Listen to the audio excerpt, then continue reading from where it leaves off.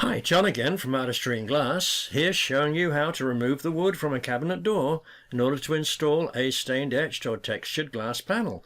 We're using a Bosch router here with an edge guide that makes short work of this MDF cabinet door. Hardwood cabinets like oak or cherry will need 2 passes of the router. Once the center is removed, we tape up the glass and cabinet and use painter's cork to secure the panel.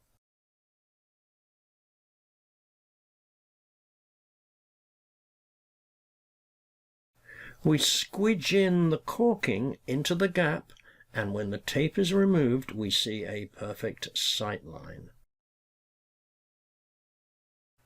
Now, if you appreciate this video, don't forget to subscribe by clicking the buttons below. Artistry in Glass, revitalizing your kitchens, your cabinet glass experts since 1986.